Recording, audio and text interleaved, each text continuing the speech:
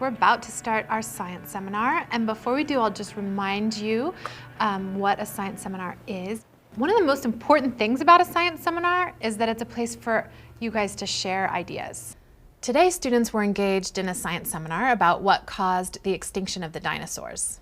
This class was trying to determine which claim was better supported, either that the dinosaurs went extinct because of an asteroid or that the dinosaurs went extinct because of volcanoes. The teacher's role in the seminar is really to step back and allow students a place and a time where they can share their ideas with each other. It's been my experience that the most powerful science seminars are when I've been able to step behind the semicircles and just allow the seminar to come from the students. So you're going to run the conversation. I am going to step back behind you. For the first couple of seminars, I spend extra time setting up norms for my students. If you're in the inner circle, you'll start the conversation, and outer circle, you'll be listening, and then you'll switch. So after about 10 minutes, you'll switch. So don't worry if you were thinking you might not get to be in the inner circle, you will. I usually stand behind students or off to the side when I'm running a seminar, and that's really so that students have a visual that I'm not the one that they're talking to, that they're really talking to each other.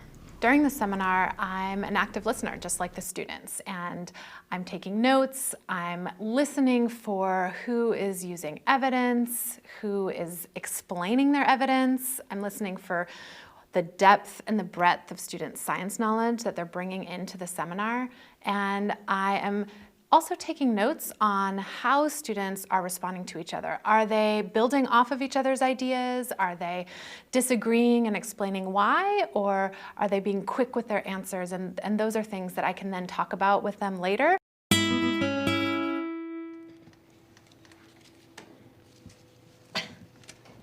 Long silent stretches are common when I've done a science seminar for the first time with students. And it's important to let that silence be there, I think, because if I jump in and try to push the seminar one way or the other, then already I'm taking it away from the students.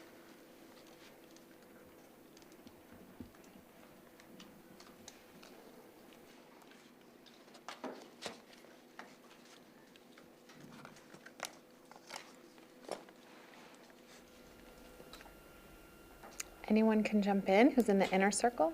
It's okay if there's silence as people are gathering their thoughts. But you don't need to be called on, so go ahead.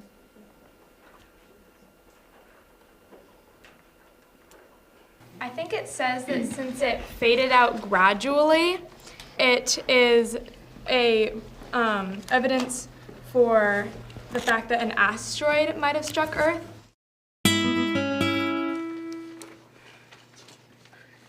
I also hold back because I like to see if students can address misconceptions that their peers have brought up, which is also another really exciting thing to have happen in a science seminar.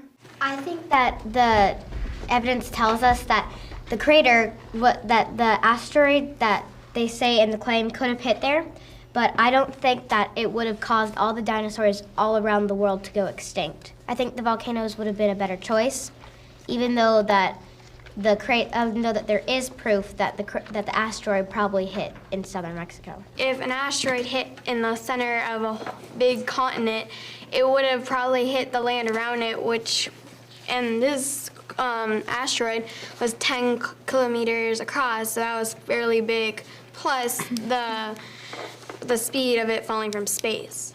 Well, are you talking about, do you think all the continents were like Pangea, or, because I believe that by then they already split out, didn't they? Well, they were probably fairly close together. Well, yeah, but because I think that maybe by then the continents would have split up far enough so that the asteroid wouldn't have gotten all the continents with the ash. I think that maybe the volcanoes were a better cause because the volcanoes would have been closer together. But it doesn't say how many volcanoes erupted. It could have been 2 or 3. But it does say that many of the volcanoes some of the volcanoes were erupting.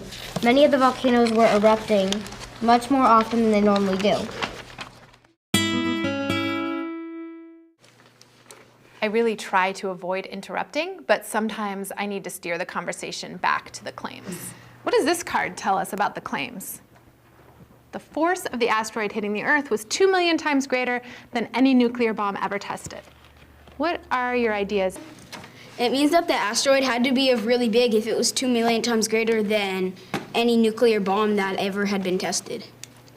Well, it's either that or it fell with a really great force because it did come from space, it was in orbit, and it was falling towards the gravity of the Earth. So it definitely would be extremely big, but it didn't have to be as big as like some huge amount of mass. It would be very big, but since it's falling fairly fast, then I think that would also contribute to the force. Once I get the right balance between facilitating and stepping back, and the kids are really on board with participating and sharing their ideas and questioning each other, the science seminar can be really empowering for students. And I often notice that students surprise me with the things that they say, and sometimes the students that are participating surprise me.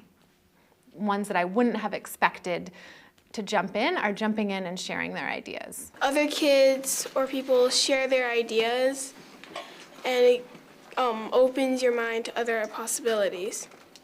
To make the seminar a successful student-led discussion, there are a couple things that I keep in mind. Setting up the student-led discussion norms, allowing for long, productive silences. I avoid jumping in to correct student misconceptions, or if needed, I'll steer the conversation back to the claims.